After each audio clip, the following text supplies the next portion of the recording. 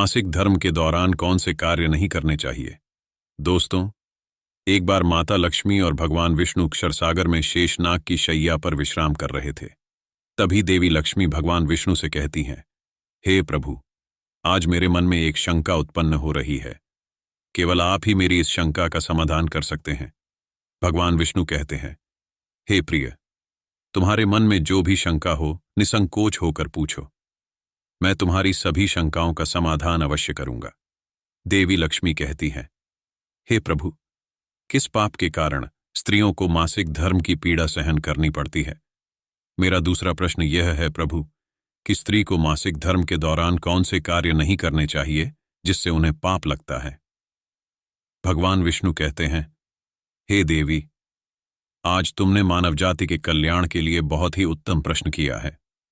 तुम्हारे इन सभी प्रश्नों का उत्तर देव शर्मा की इस प्राचीन कथा से प्राप्त हो जाएगा। इस महान कथा का श्रवण करने मात्र से ही मनुष्य के समस्त पापों का नाश होता है। जो भी पति पत्नी इस कथा को ध्यानपूर्वक सुनते हैं, उन्हें सौभाग्य की प्राप्ति होती है।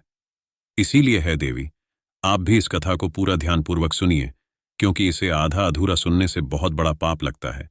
देवी लक्ष्मी कहती हैं, हे प्रभु, ये देव शर्मा कौन थे?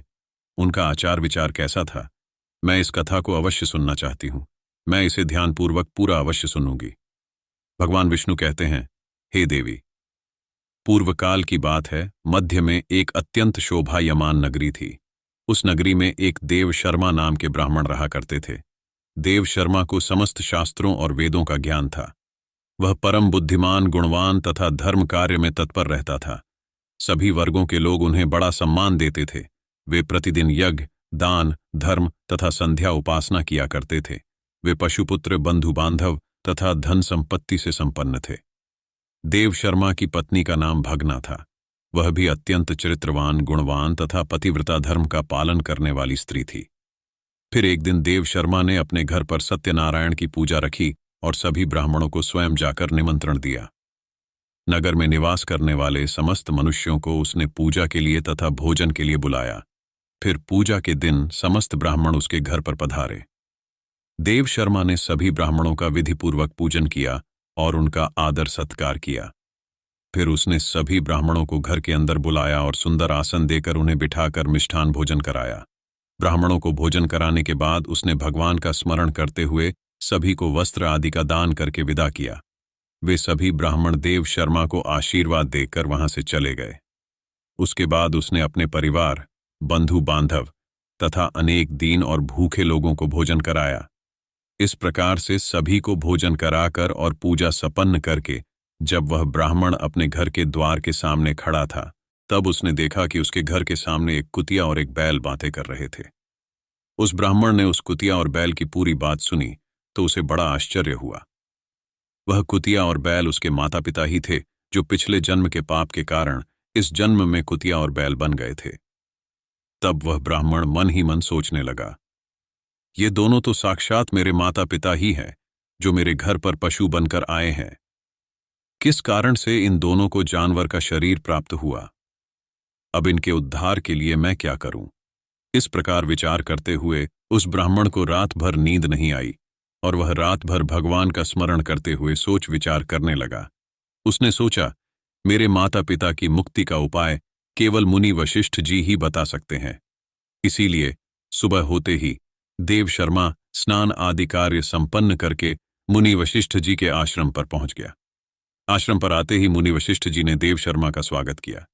वशिष्ठ जी कहने लगे, हे ब्राह्मण श्रेष्ठ, आज किस कारण से आपका हमारे आश्रम में आगमन हुआ है? आप दुखी दिखाई पड़ते हो। आपके दुख का क्या कारण है, बताऊं? देव शर्मा कहता है, हे मुनिवर, आपको प्रणाम है। आपके दर्शन से आज मेरा जन्म सफल हुआ है। हे मुनिवर, आज मैं आपके पास एक शंका लेकर आया हूं। केवल आप ही मुझे इस दुख से बाहर निकाल सकते हैं। मैं अत्यंत दुखी और दुर्बल हो गया हूं। वशिष्ठ जी कहते हैं, हे ब्राह्मण श्रेष्ठ, दुख ना करो। तुम्हारी जो भी शंका हो निसंकोच होकर पूछो। मैं अवश्य तुम्हारी शंका का समाधान करूंगा।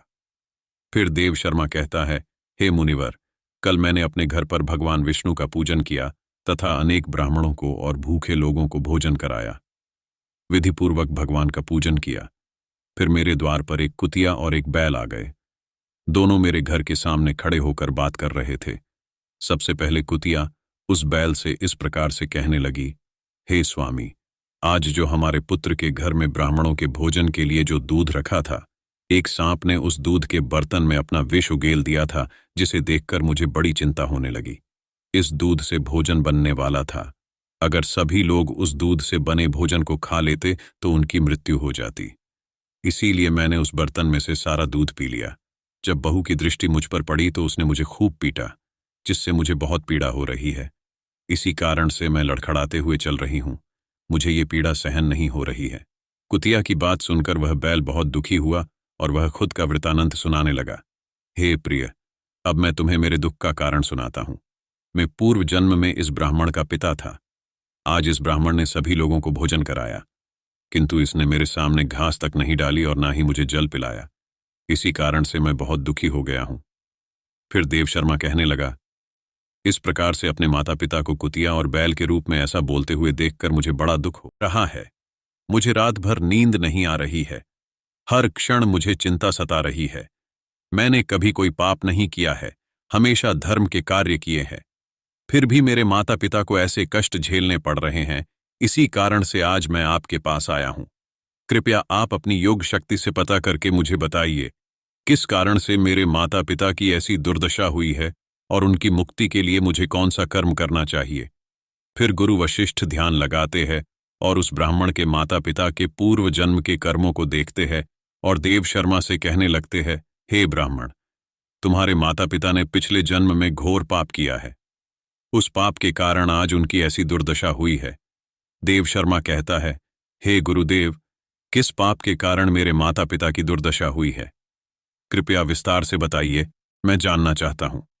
फिर आर्षि वशिष्ठ कहते हैं, हे ब्राह्मण देवता, तुम ध्यान से सुनो। यह बैल जो तुम्हारे पिता हैं, ये पिछले जन्म में कुंडी नगर के श्रेष्ठ ब्राह्मण रहे हैं। इन्होंने एक दिन एकादशी का व्रत करके भोजन किया था। एकादशी के व्रत के दिन इसने कोई दान धर्म भी नहीं किया।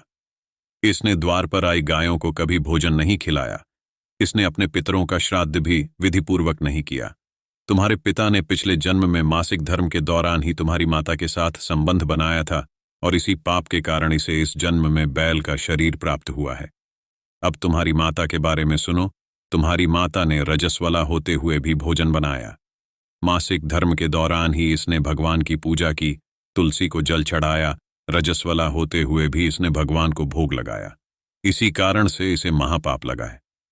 मासिक धर्म के दौरान स्त्री 3 दिनों के लिए अपवित्र हो जाती है। मासिक धर्म के दौरान स्त्री को पूजा पाठ नहीं करना चाहिए। स्त्री को इन 3 दिनों में अपने बाल भी नहीं धोने चाहिए, इससे पति की आयु कम होती है। मासिक धर्म के दौरान पेड़ पौधों को स्पर्श ना करें। रजस्वला स्त्री के साथ संबंध भी नहीं बनाना चाहिए। जो पुरुष रजस्वला के साथ संबंध बनाता है उसे ब्रह्म हत्या का पाप लगता है। जो रजस्वला के वस्त्रों को स्पर्श करता है उसे भी पाप लगता है। रजस्वला स्त्री के शरीर में 3 दिनों तक ब्रह्म हत्या का पाप निवास करता है और चौथे दिन ही वह स्नान करके पवित्र हो जाती है। चौथे दिन स्नान करने के पश्चात रजस्वला स्त्री को सर्वप्रथम अपने पति का मुख देखना चाहिए। अन्य किसी पुरुष का मुख नहीं देखना चाहिए। यदि पति समीप ना हो तो सूर्य देव के दर्शन करने चाहिए। गुरु वशिष्ठ कहते हैं, हे ब्राह्मण, इसी पाप के कारण तुम्हारे पिता को बैल और तुम्हारी माता को कुतिया का जन्म प्राप्त हुआ है। देव शर्मा कहने लगा, हे मुनिवर, अब आप मुझे मेरे माता पिता की मुक्ति के लिए उपाय बताइए।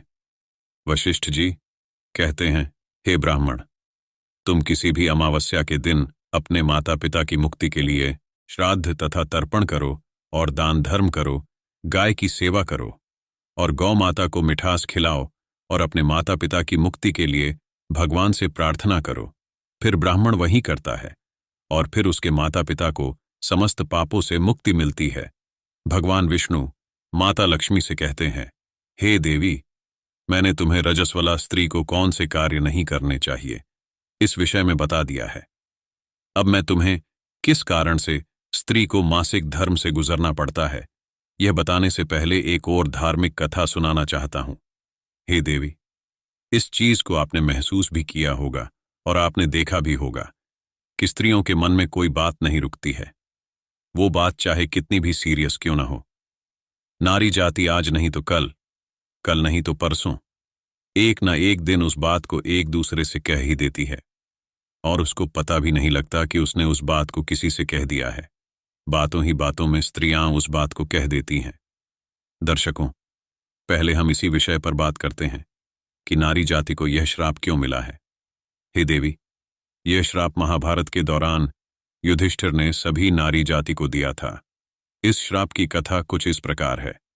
जब अर्जुन ने महाभारत के युद्ध में अंगराज कर्ण का वध कर दिया था, तो अंगराज कर्ण का वध होने के बाद माता कुंती ने कर्ण की मृत्यु पर दुखी होते हुए अपने 5 पुत्रों यानी 5 पांडवों को बताया था कि कर्ण तुम्हारा शत्रु नहीं है, बल्कि तुम्हारा बड़ा भाई है, यानी तुम्हारा ज्येष्ठ है। और माता कुंती ने 5 पांडवों को कर्ण के जन्म की कथा भी सुनाई थी कि किस तरीके से माता कुंती ने कर्ण को जन्म दिया था, और अपने कुंवारेपन में भूलवश सूर्य का बीज मंत्र का जाप करके उस सूर्य को प्रसन्न किया और सूर्य को आने तक मजबूर कर दिया। सूर्य को मजबूर करके अपने पास बुलाया और उनके तप से कर्ण का जन्म हुआ था, और ऐसी मजबूरी में आकर कर्ण को पानी में बहा दिया था। जब इस सत्य को सभी पांडवों ने जाना तो 5 पांडवों को बहुत ज्यादा दुख हुआ, और धर्मराज युधिष्ठिर इस बात को जानकर बहुत क्रोधित हुए, और युधिष्ठिर अपनी माता कुंती पर क्रोध करते हुए बोले कि मैया, आपने हमसे कैसा अनर्थ करवा दिया है। अगर आपने हमें ये भेद पहले बता दिया होता तो हम कभी भी अपने ज्येष्ठ भ्राता से युद्ध नहीं करते। और धर्मराज युधिष्ठिर ने अपनी माता पर क्रोध करते हुए समस्त नारी जाति को एक श्राप दे दिया कि आज के बाद नारी जाति के मुख में, नारी जाति के पेट में कभी भी कोई बात नहीं रुकेगी। नारी जाति को भयंकर से भयंकर बात भी बता दी जाए तो उसको भी उगल देगी। इस तरीके का श्राप युधिष्ठिर ने नारी जाति को दिया था।